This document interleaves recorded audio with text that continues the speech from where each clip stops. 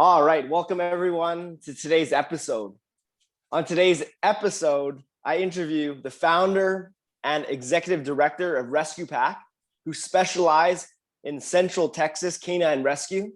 She's also the co-founder of the health and wellness brand CoreGenics, where she serves as their clinical nutritionist. Welcome to the winner's circle, Ashley Clements. Thank you. Well, I'm really excited to have you on, and there's still a lot of chaos going on in the world, and that's not what this show is about. It's a really positive, uplifting, inspiring show, and the first question is as such. So, what do you love about your world right now, Ashley?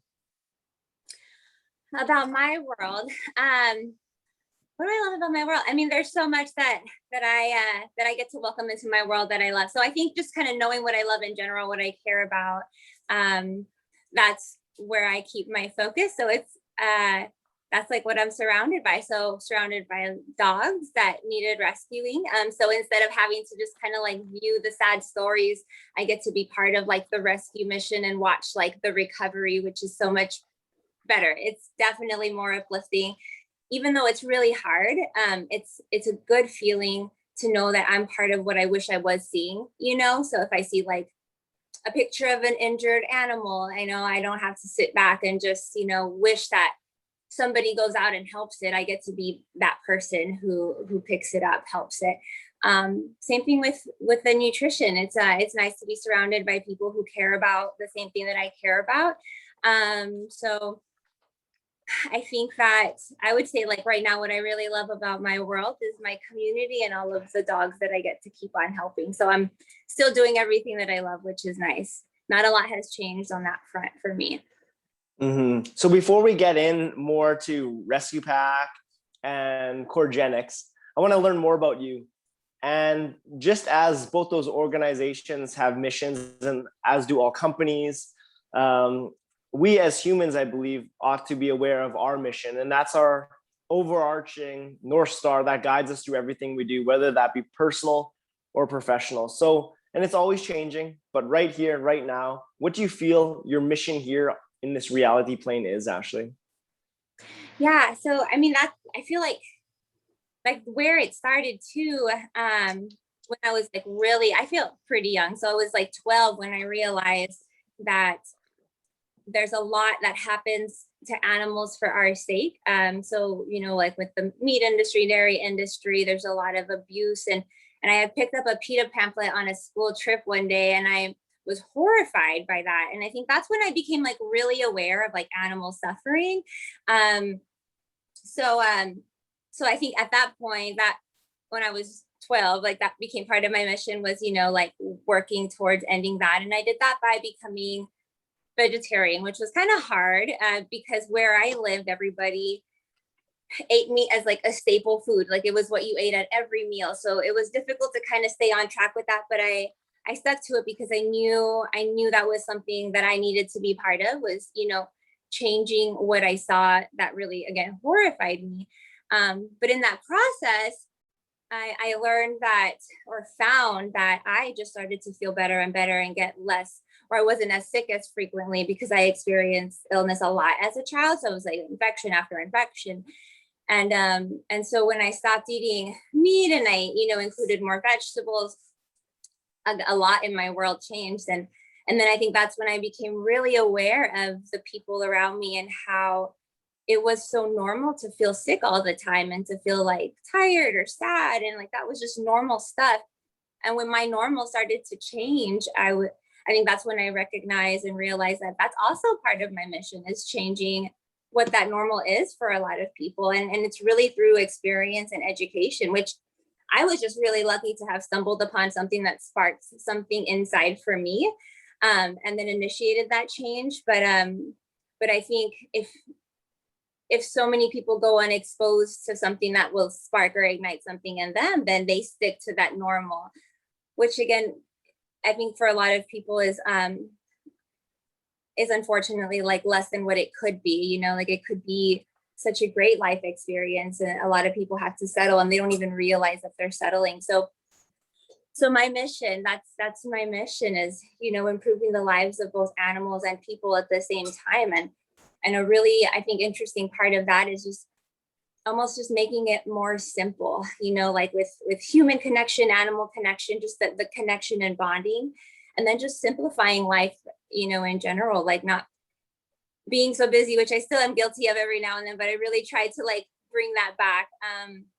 You know, keeping food simple, keeping our schedule as simple as possible. Like if we don't have to add, you know, the extra 2 meetings, don't do that if it's not essential, right? Because then that just makes us tired and stressed. And so I think I think that coming back to some simplicity and a lot of things really helps improve the lives of both animals and people. And that's I would say my mission. Yeah. Mm-hmm. Well, thank you so much for sharing that. And you're the first nutritionist I've had on this show, or anyone really with anything related to food. So I want to get like kind of into that right off the bat. You talked about how you became a vegetarian at the age of 12. And I don't know if that has transitioned as you're obviously much older than 12 now. So just what does your nutrition look like today? And you mentioned like a principle is keeping it simple. So what is your personal nutrition, and how do you help clients with nutrition? What are the core foundations you believe is important in terms of a healthy nutrition? Yeah, so there's definitely been a lot of evolution in my own diet. So as a 12-year-old, I don't know a whole bunch about it, right? Or like have a really good hold on where to start, except like I know I don't want to be part of like the suffering. So it became like a hobby for me, where I was just like kind of dabbling in like articles and books and just like picking out new things and trying new things. But it took years for me. So again, a lot of evolution. I did veganism for 1 year, which was difficult. That was difficult because there wasn't a lot of education behind that. It was okay, this is something else I can try. Was pescatarian for a while, ate poultry for a while. I even tried, like, I think it was like when I was 22, I tried going back to like even red meat and seeing what that felt like. And that didn't really suit my body. So I think I've come to a place where I believe it's important to really listen and be more intuitive with, which is also a whole practice to learn, by the way. But to kind of listen and really experience and feel what food is like when it is in your body. Is it nourishing, or is it, you know, more of a distraction? Is it more of a challenge for the body and kind of like a setback? So, so where I am now, what I believe is like a really like healthy diet for, let's say, most and myself would be like a primarily plant-based diet. So it's super rare that I would have any kind of like animal product. Maybe like once or twice a month, we might eat some fish. That's both Sean and I at the moment. Yeah, plant-based is really kind of the way we go. We try to stick with we do a mixture actually of like raw and cooked, because you get a lot of variance in nutrition quality of food depending on whether it's cooked or whether it's raw. So there's a lot that varies, which is why I think in general a really good rule of thumb is just to kind of like mix it up and keep it or keep some variety in the diet. So lots of different colors, you know, again, mix raw or cooked.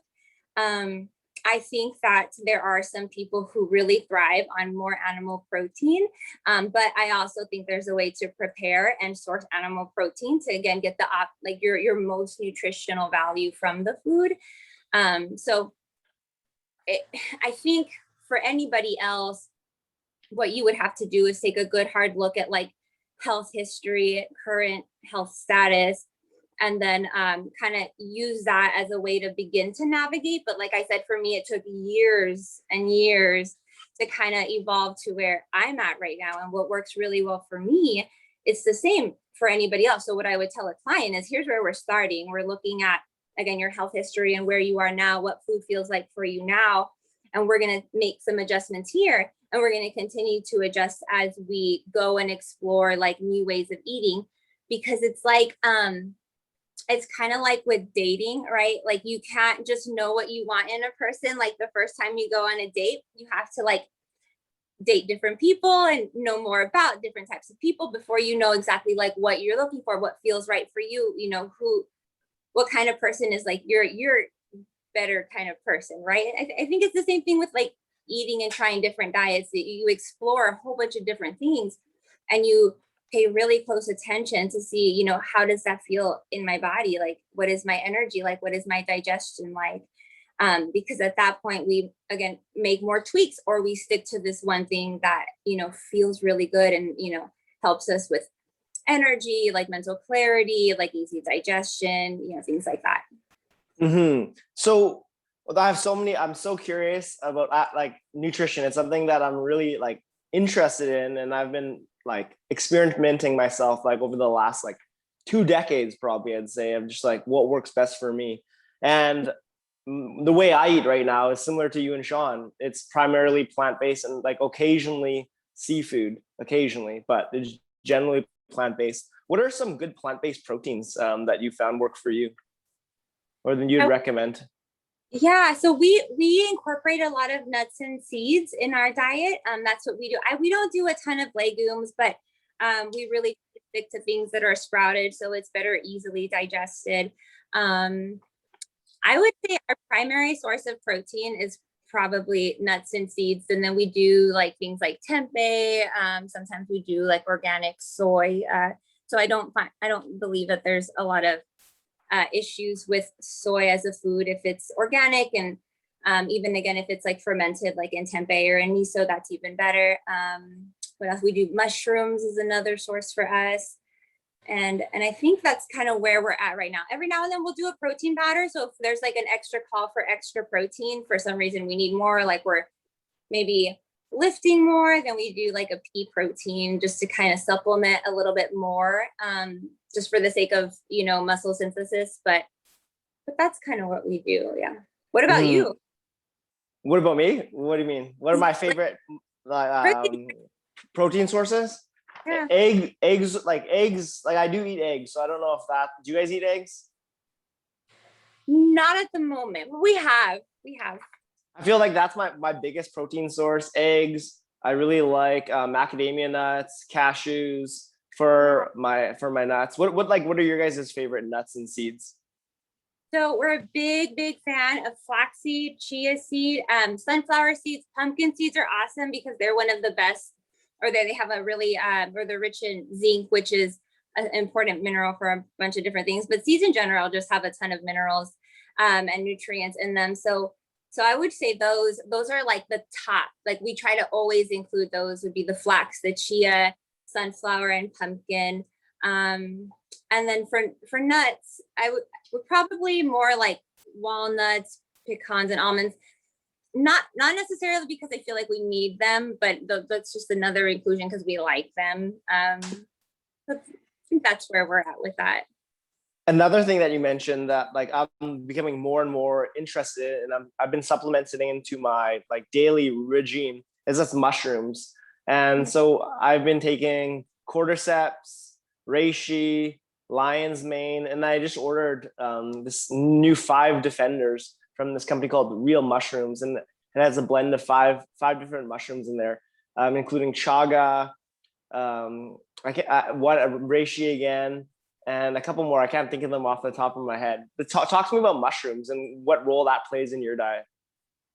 Yeah, so I'll say that we do eat mushrooms, but it's probably not like our heaviest. Like we don't, or I personally don't do that a lot. I do have a slight sensitivity to mushrooms. So I kind of keep that one limited, but I do include them kind of like on a rotational basis.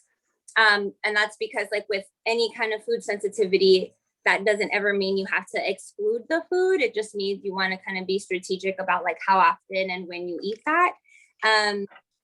But I would say I probably wouldn't be like your better resource for like all things mushrooms, just because I use that mostly as a source of, again, some protein, some vitamin D, but not so much more than that. No, that's fair, but it brought us into the conversation of food sensitivities. So like that's something that's really applicable to everyone. So could you talk to us about a bit more about food sensitivities and like what that is, and how do we find out what foods we are sensitive to? Yeah, that's a hard one too, because we eat so many different foods. So I think one of the best ways to find out what or if you are sensitive to a certain food item, would be to utilize like an elimination diet, which is a really strict diet, which is again why it's difficult, it's challenging. It would be maybe at the very, very minimum, like 2 weeks, but hopefully like more like a 4-week period in which you eliminate most common allergies or food allergens. And so a food sensitivity compared to a food allergy is different in that it does create a different response. So it's not an immediate response. So like if I were allergic to peanuts and I ate a peanut, then I would feel that automatically. That would be pretty like immediate. But with a food sensitivity, that actually could show up days later. So I wouldn't even know that, like if I ate it today and I reacted, with some kind of low grade inflammation a day or two later, it would be hard for me to know, oh, that was because of like the peanut that I ate, because it's such a delayed response. And I think because usually it's such a subtle response, and again, delay that we don't recognize it. So we continue to eat these foods. And then we create this like a growing kind of inflammation that creates like, some kind like a kind of dysfunction in the body that we start to sense as normal when it's not. But when you do use an elimination diet and you remove a lot of those foods that might be problematic, you're really allowing the body to reset and heal up. So then when you do finally reintroduce them one at a time, you're so much more sensitive to if that has some kind of response or reaction.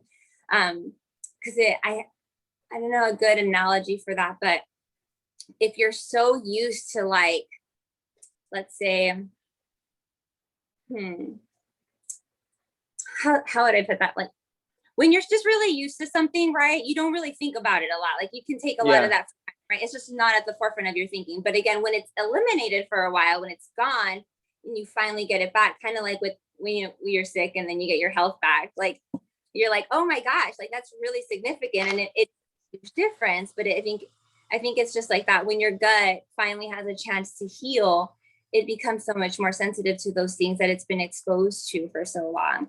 That wasn't allowing that and allowing optimal digestion. So you can also get blood tests. So you can get like a food sensitivity test that will tell you if you have a certain, like a response to certain foods, whether it be allergy or just a food sensitivity. And then from there, you can take those results and create like a rotation kind of diet where, you rotate those foods every 4 days or so.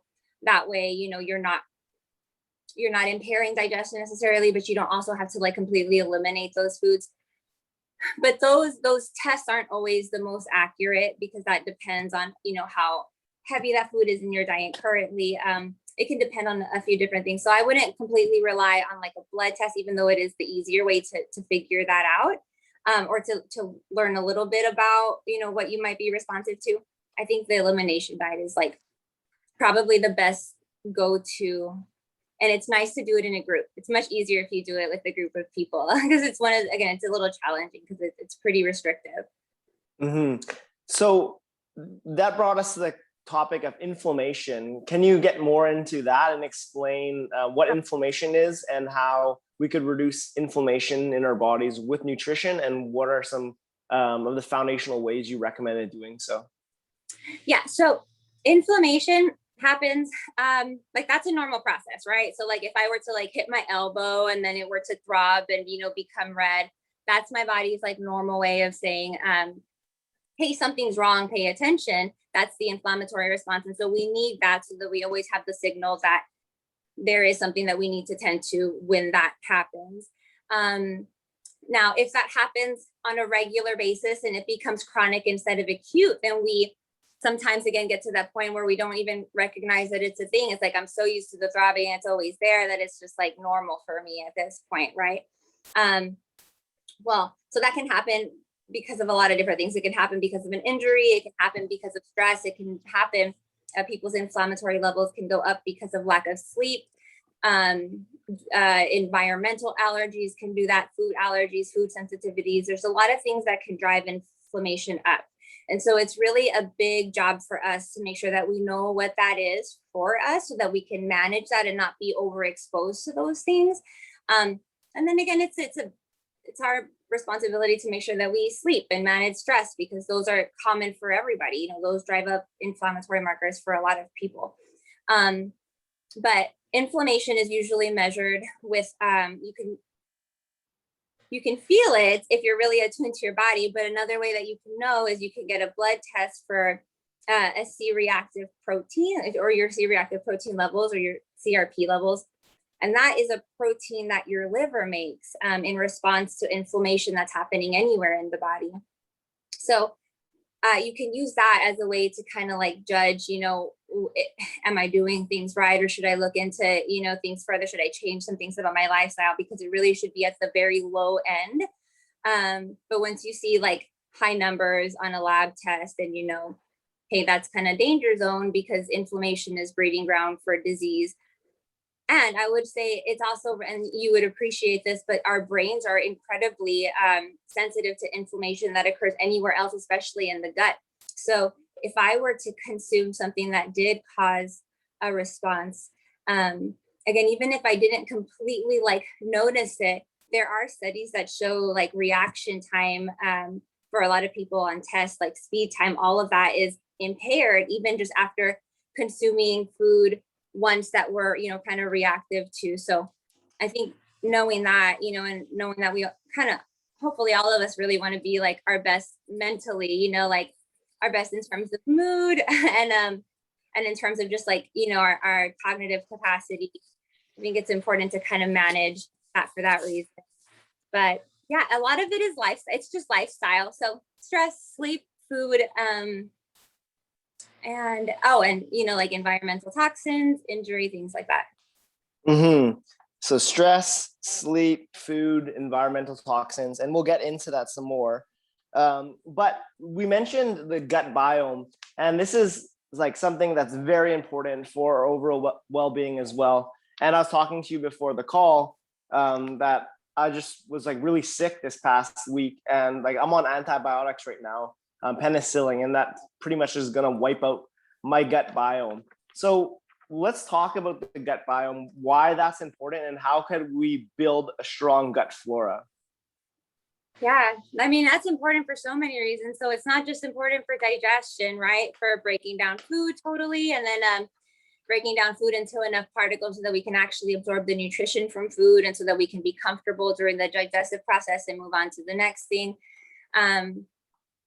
It's important for other things, like they produce vitamins for us. So, you know, we need it just so that we stay balanced nutritionally, because again, they make that for us.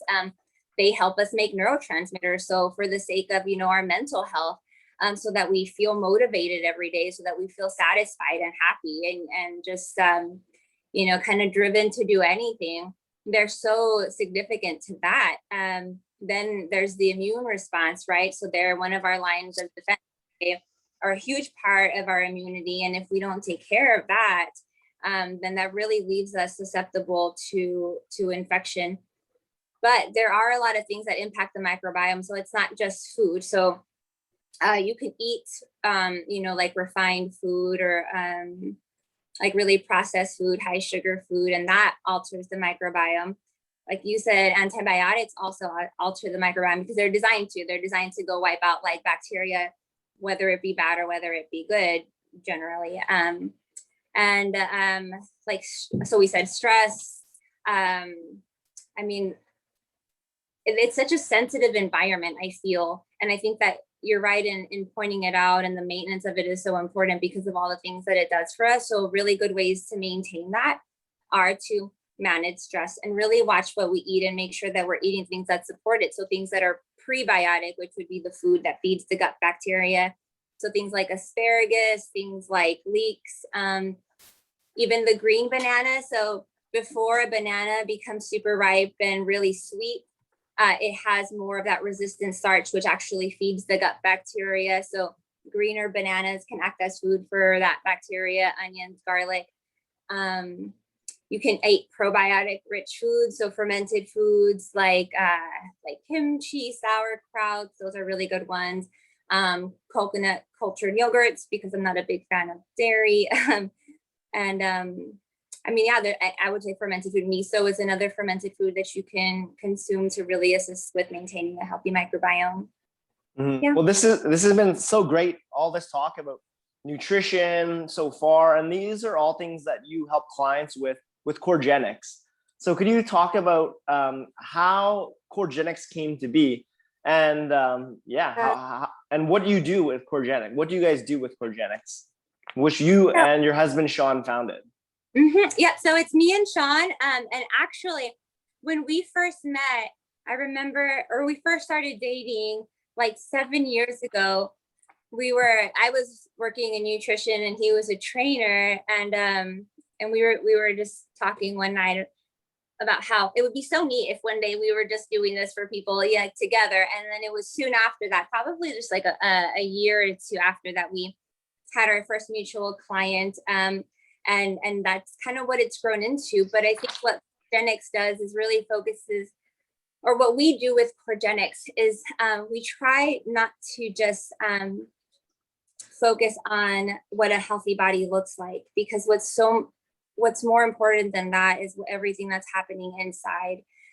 So while he focuses on healthy movement and sustainable, exercises to assist that kind of healthy movement, I, on my end, would focus on, how to use food for healthy function. So it's nice, to get the end result of like a lean or healthy looking body, but that's always like the byproduct of the work that you put into having a functional body, like a really well functioning body.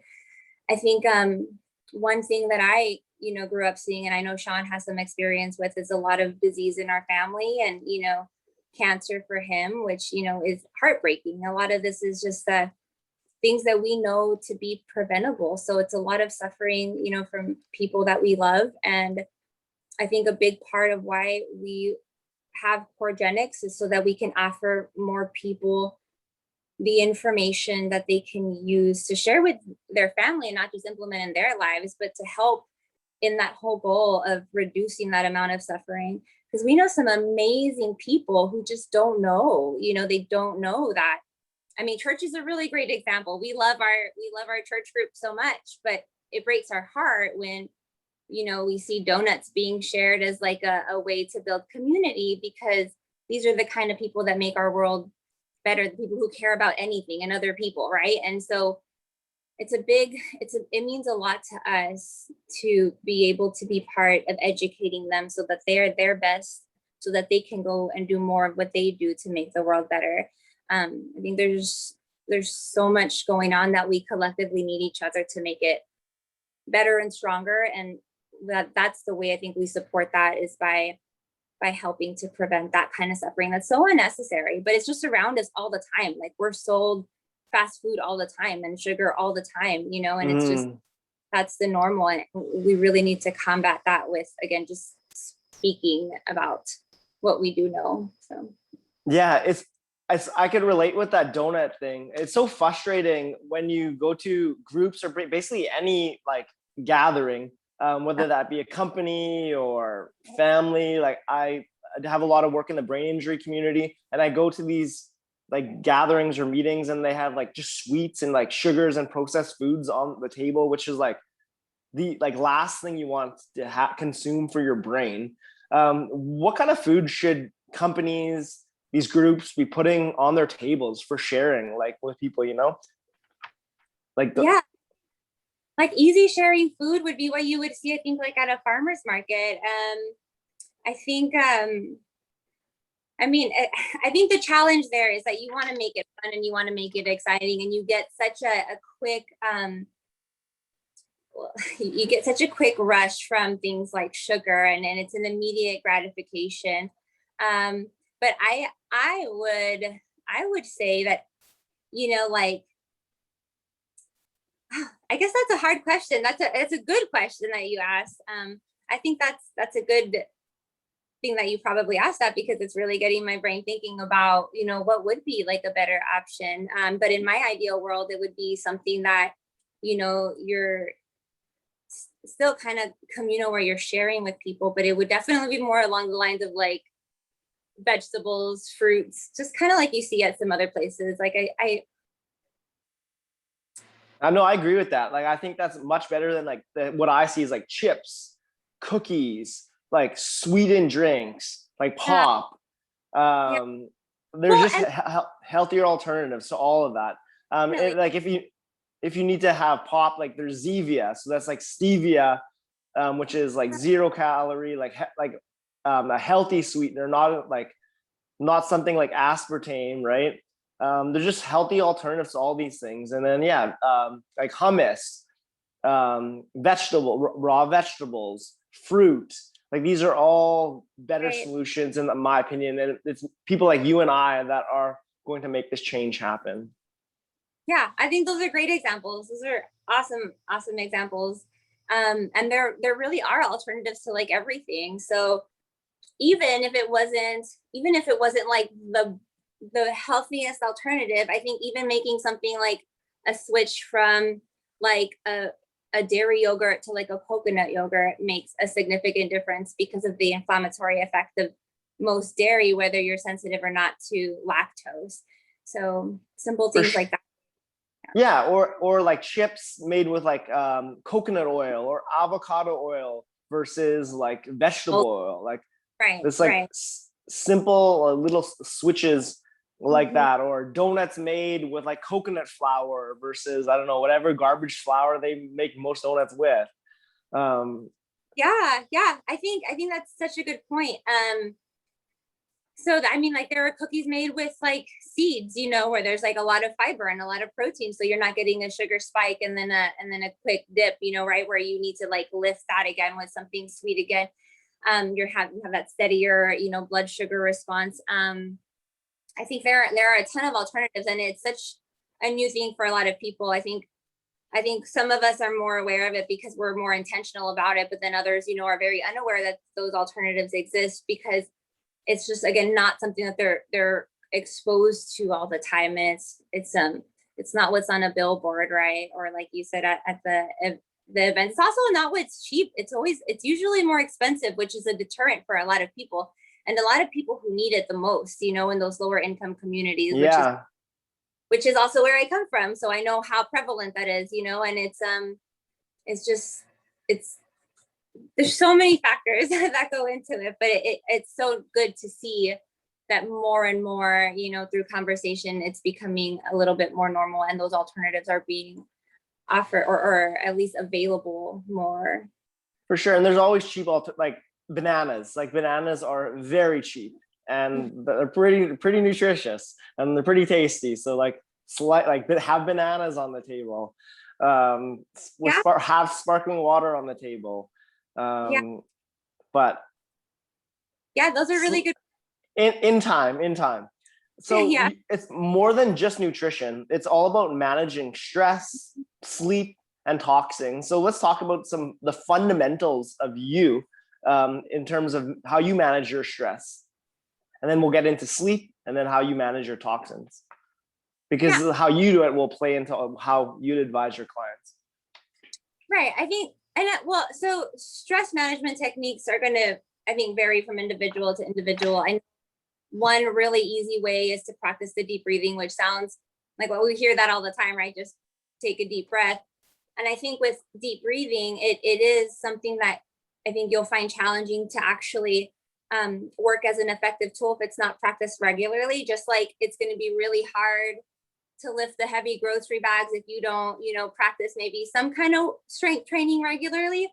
I think the regular practice is really important. And that's what I tell a lot of my clients is you got to think of it just like you think of working out. The deep breathing doesn't have to just be in case of emergency. That should happen on a regular basis so that you're managing, your different responses. You don't always want to be like in fight or flight or go, go, go.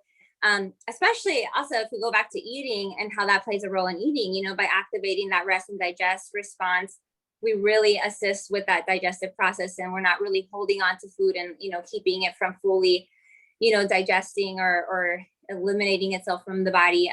So deep breathing is what I use. So that really works for me, perspective and kind of daily reminders on, how to keep my perspective on life and events healthy, that helps me because when I need it, it's super easy to pull out, of like my toolbox. If I practice it on a daily basis, like if I'm listening to, like, I don't know, like I keep like Audible, like every time I'm on the road, I'm listening to some kind of book that keeps me on track mentally. That way I don't like fall apart when tragedy hits, which definitely happens, and I think that's what keeps me together is the point of practice. So practicing that on a regular basis, that's what I would share with most of my clients. But then, in the end, they choose what works really well for them too. And I think that it's an important thing to sit and make a list of all the things that, make you feel better and that are pretty practical in the sense of, you could try it on a daily basis and it only takes a few moments and it's not going to hurt anybody, right? It's safe. It's something that's, special to you and that means something to you. So whether it's like calling somebody, speaking to somebody for 5 minutes when you need that. And then always just knowing that they know they're on standby. Journaling is another thing that people do that I don't personally do, but I know that it works for a lot of people. So I think making the list is important. Spending some time kind of with that self-discovery, like what works for me? That's an important question for everybody to ask. Yeah, awareness is so key. And with awareness, we have our ability to wield our number one tool, and that's choice. But it starts with that awareness. Until we cultivate that awareness, well, then what can we do? So Right. yeah, that awareness is such a big piece. Another huge piece of this conversation is sleep. What are the fundamentals for sleep? And why is sleep important? Sleep is important for a lot of things. So in sleep, right, we know that that's when we let our body recover from everything that we've done in the day. It's also a time where our brain is able to clear out some of the toxins that it's accumulated throughout the day so that our brain is healthy for the next day and so that we don't run the risk of things like Alzheimer's, which is an awful and heartbreaking disease. It's also when our body gets to detox. So our liver isn't being bombarded with like all of the things that we take in throughout the day that we breathe while we're walking from place to place, things that we're eating or things that we're touching instead, because we're really giving everything a break. It's when our liver really gets a chance to kind of move through a lot of the rest of what it should so that it can kind of keep your system healthy. And toxins just get in the way of a lot of things, and we could talk more about that if you want to. But I think knowing that it's so essential for detoxification, both brain and body, I think that is one big reason why sleep is important. I think I tell this a lot to my male clients that it is when your body also produces testosterone. So I think that's, a big goal. I actually, when working at a clinic, I saw and met with a lot of people who were on hormone replacement therapy.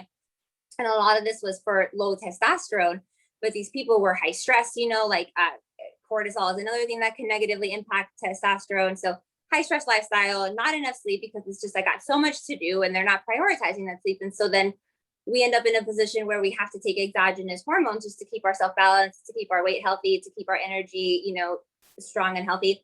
But if we were to say no to a couple of the unessential items, on the to-do list and instead get sleep, that's when your body would naturally be able to, with the assist of other things like, nutrition for cofactors, produce that hormone for you so that the next day you do feel energized and so that your body feels strong.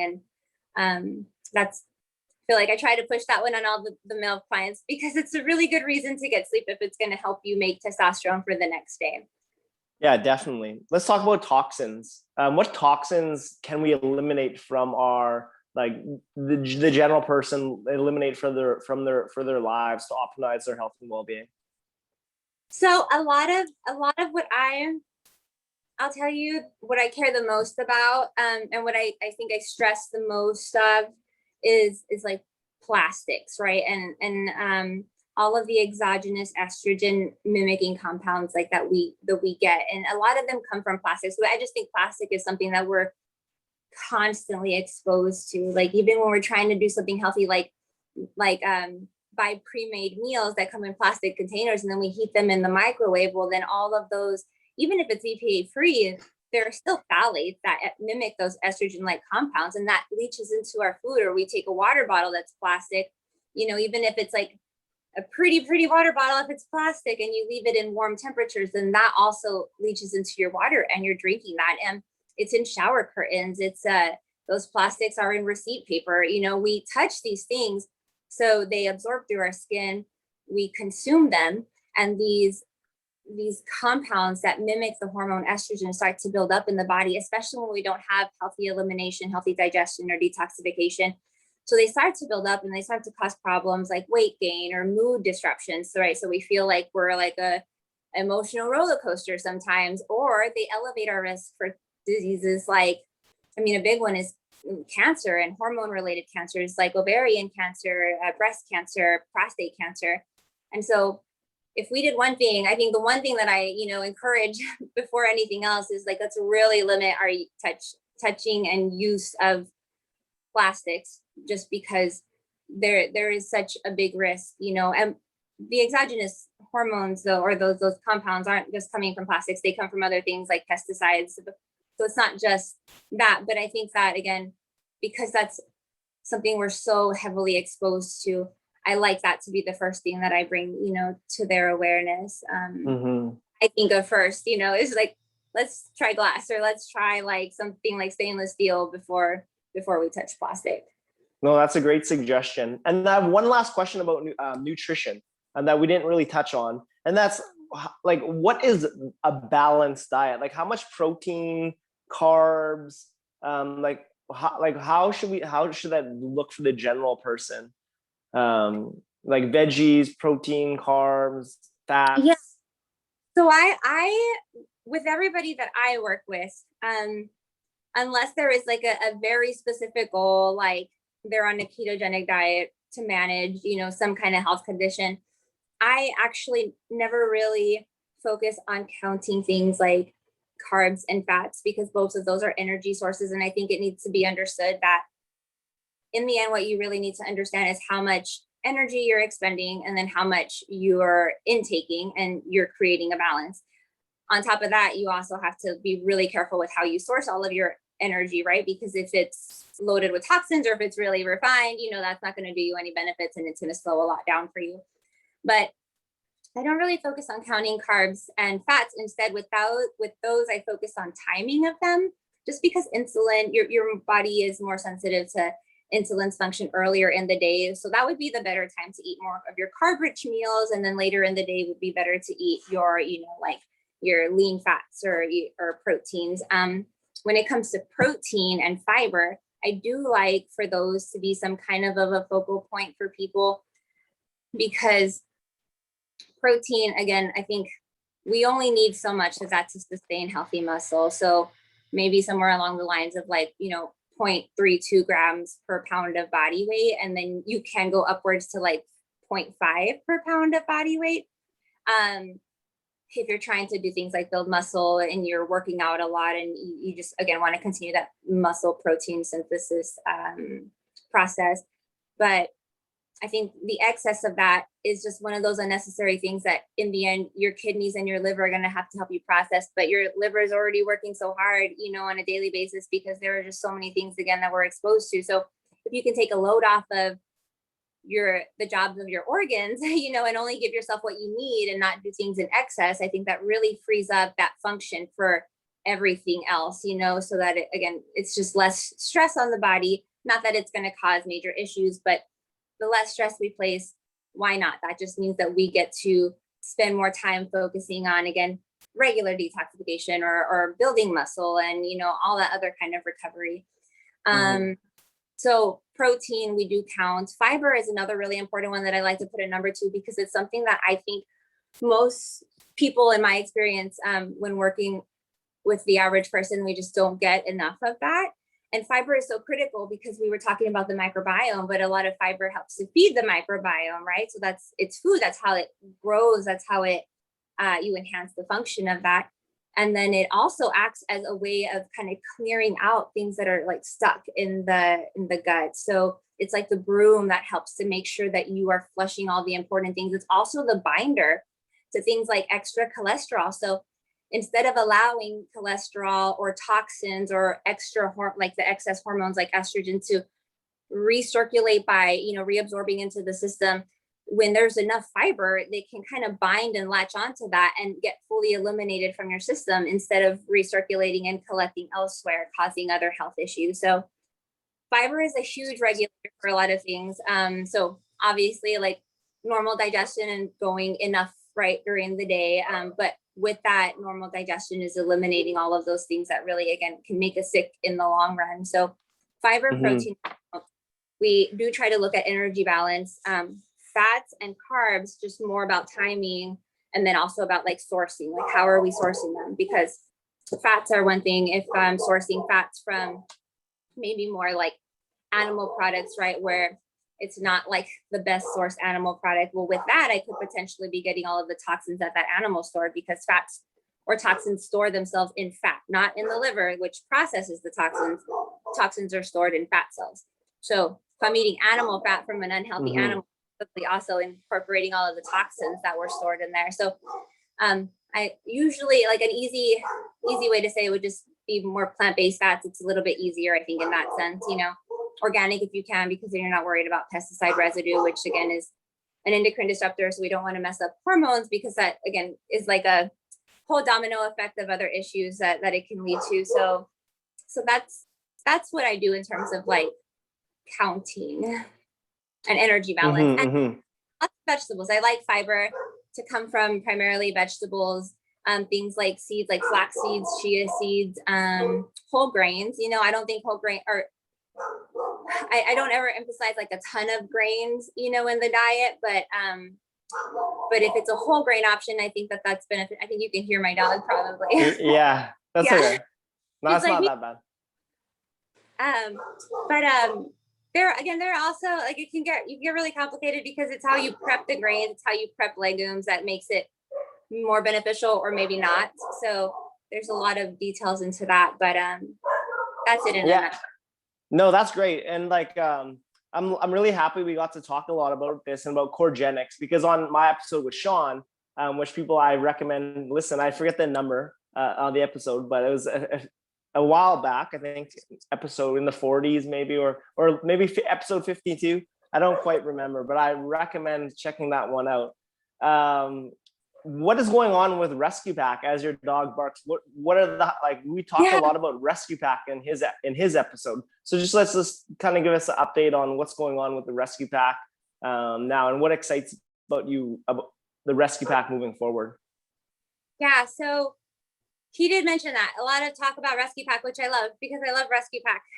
So what it started out as was us really taking the animals that were left injured and abandoned in these high risk places in Texas. So there are a couple of places that we kind of hyper focused on, where, again, I think income, within those neighborhoods has a lot to do with it, because it's hard to take the time to care for animals when you're struggling yourself, to just kind of make ends meet. And so there we find a lot of animals that have been left with like broken bones or bones exposed, and, they're dying in the street, or they have heartworm disease and they're, inflated from that. Like, there's so many health issues that can't be addressed, because in those areas, it's just not the biggest concern or the biggest need for that population, which is totally understandable, because again, there are other needs. So those were the animals that we were taking in and that we were rehabbing. So we would, help them through the surgery to fix a leg, or we would get them through heartworm treatment. That's how we started. And we've evolved a little bit. So in our time recently, where I ended up meeting somebody who introduced me to some people in the homeless camps. And I know it's something Sean and I we thought about that a lot. You pass by people who are begging, but they have their dog with them, and you can't decide, is that their way of, creating more like empathy so that they get more attention, and then maybe you do give them a handout, or is that their pet that they love and that they need to survive, because that's what's kind of holding them together. Which also is a big part of why we started this. We have a strong belief in how healing the relationship between like animal and person can be, because they really help to bring you back to the present and get you out of that whole, worry, anxiety about the things that have happened or might happen. So we really appreciate that about them. But we have recently, it's kind of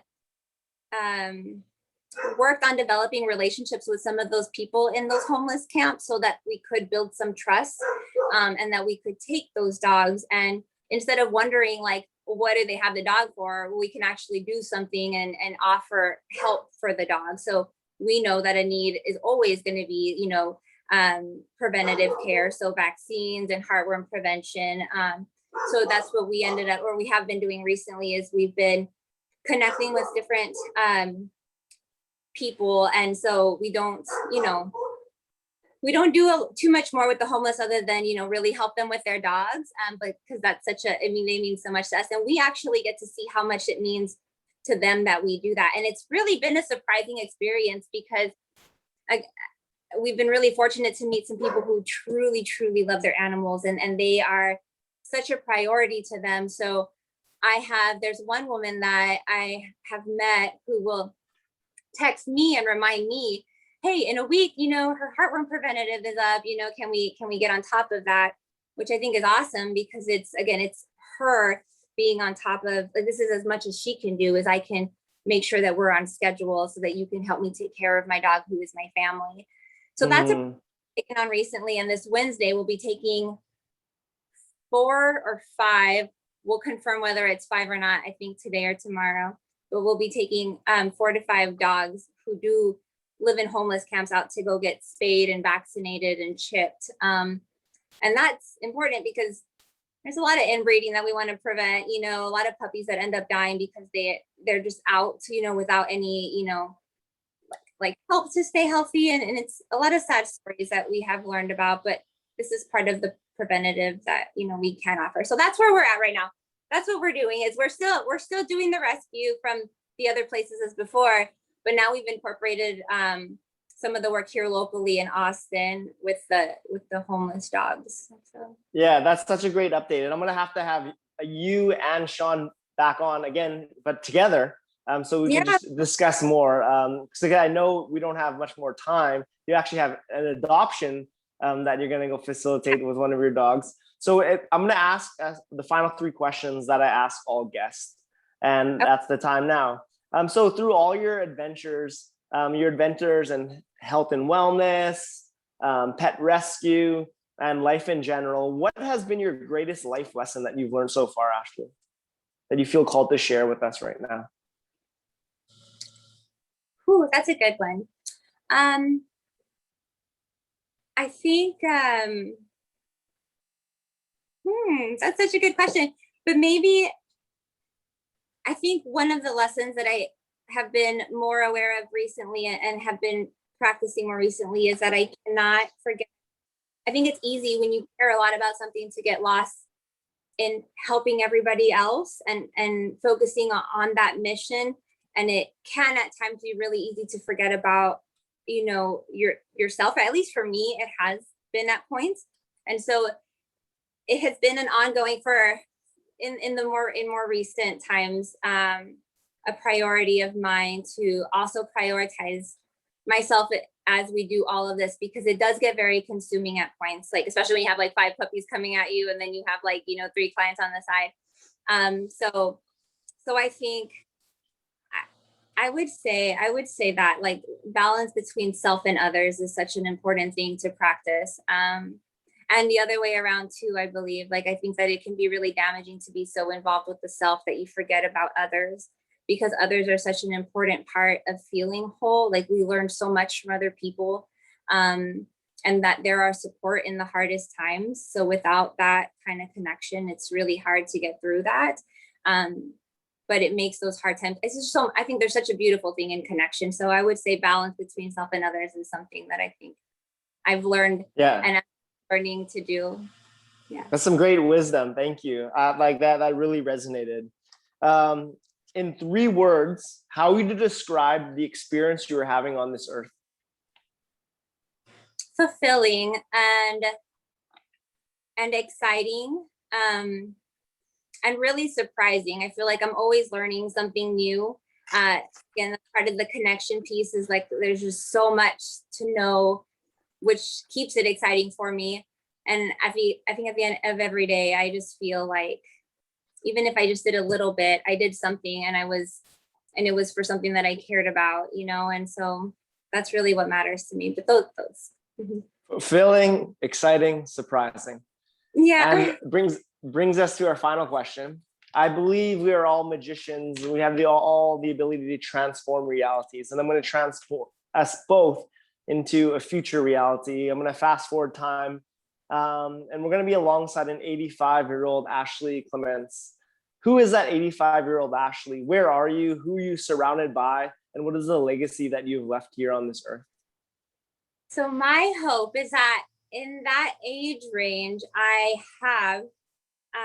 can see myself in a shelter and not so basically surrounded by this part. I think the rescue is always going to be a part of what we do, and hopefully with different animals. I want to be surrounded by family, and I think Sean and I have been talking recently about how we want that family to include maybe not blood family, but maybe looking into like adoption, where we're really doing more. I just see like lots of family, like from different places, and I see it being maybe even more simple than what it is now.